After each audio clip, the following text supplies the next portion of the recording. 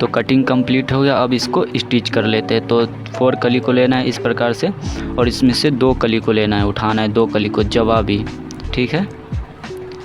और इसको चेक कर लेना है, एक आरा होता है और एक खारा होता है। आरा जो लमड़ता है और खारा नहीं लमड़ता है। तो आरा वाला को नीचे रखेंगे, यानी जो लमड़ेगा उसको नीचे रखेंगे, और जो टाइट रहेगा, जो नहीं खारा वाला कपड़ा को, उसको ऊपर रखेंगे इस तरीके से।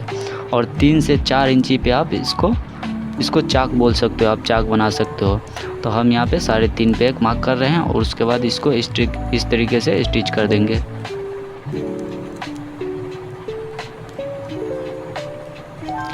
तीन सूत की मार्जिन छोड़ते हुए जहाँ पे निशान लगाया वहाँ से स्टिच करेंगे।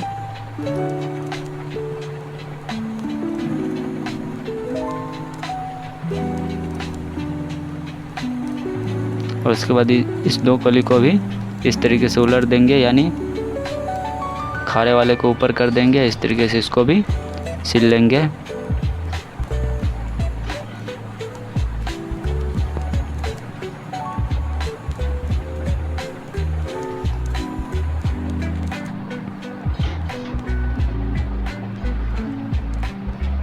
अब इस तरीके से रखेंगे, और चारों कली को, मतलब 2 तो जुड़ चुका है, और इधर भी सिलाई कर देंगे, यानी जोड़ देंगे।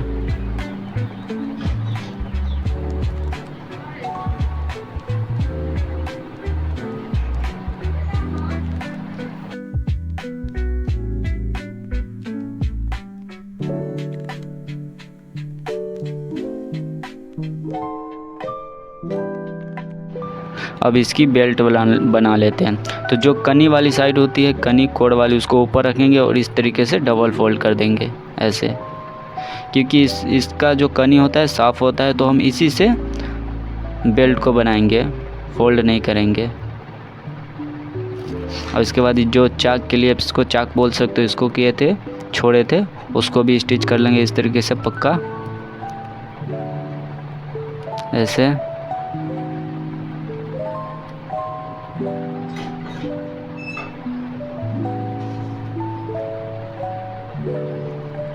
ठीक, और यहाँ पे बांध देंगे ताकि यहाँ से सिलाई टूटे ना।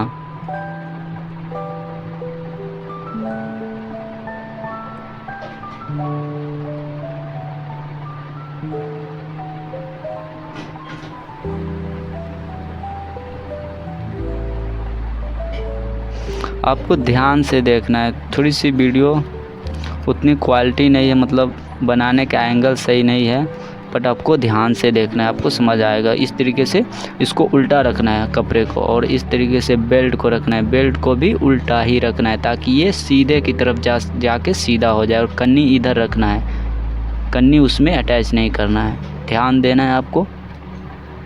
इस तरीके से पूरे को घुमा देना है, सिल देना है। और थोड़ी सी तिरछा है उसी हिसाब से सिलना है, जैसे कि यहाँ पे आपको फंसाना है नीडल को, और यहाँ पे ले जाना है बीच वाले साइड में एक मर्तबा ले जाना है, और फिर यहाँ से हल्की सी तो तिरछी हो जाएगी, फिर यहाँ पे जहाँ पे सिलाई का जोड़ है वहाँ पे रखना है। इस तरीके से हल्की तिरछी रहती है, ज़्यादा नहीं। इस तरीके से पूरे को स्टिच कर देना है।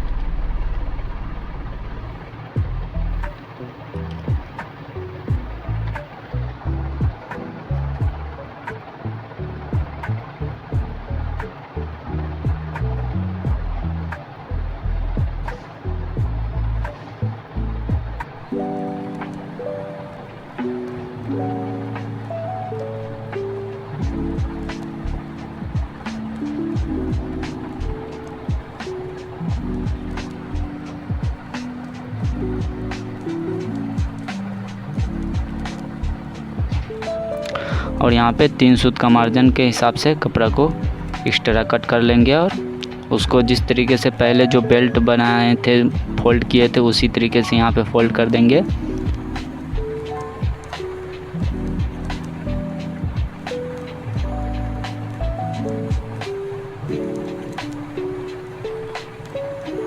और अब इसको सीधी तरफ से इस तरीके से नाखून लगा के इसको स्टिच कर देंगे। पहले लब का, उसके बाद एक और सिलाई लगाएंगे पैर का, यानी बूट के हिसाब से।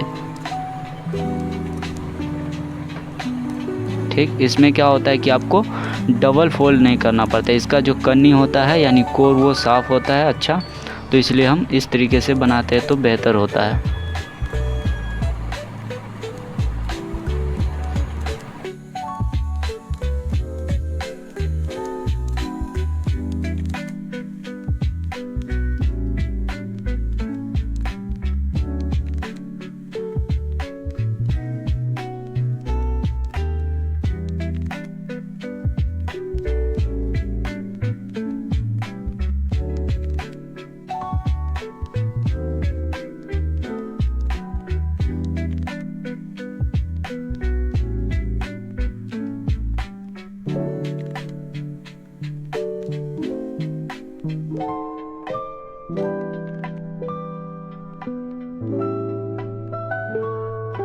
बूट के हिसाब से यानी पैर का कह सकते हो आप।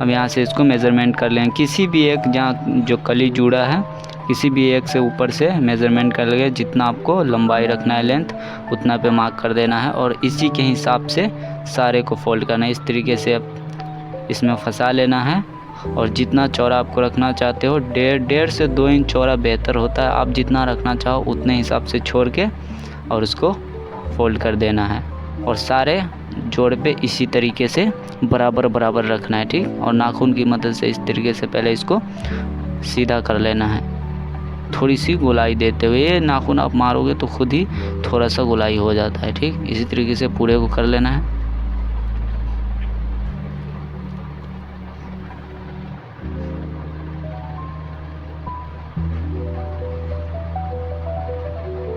अब इसको जहाँ से मार्किंग किए थे वहाँ से फोल्ड करेंगे और इसको एक बार मेज़रमेंट कर लेंगे कितना है, क्योंकि हमें इतना ही हर जोड़ पे रखना है और बीच बीच में भी, ताकि ये एक रंग का मतलब पूरे बराबर बराबर रहे, ठीक। और नीचे वाले पार्ट को खींचना है, ठीक ना, ऊपर वाले को नहीं। ऊपर वाला अगर ज़्यादा हो तो छोटी सी आप प्लेट बना सकते हो, वरना आप नीचे वाले को ही खींचे, इससे बेहतर बन जाएगी। और आप सिलाई सीखना चाहते हो तो आप सब्सक्राइब कर ले, इसमें आप लेसन बाय लेसन हम आपको बताएंगे, सूट, सलवार, फ्रॉक, बहुत सारी चीज़ें।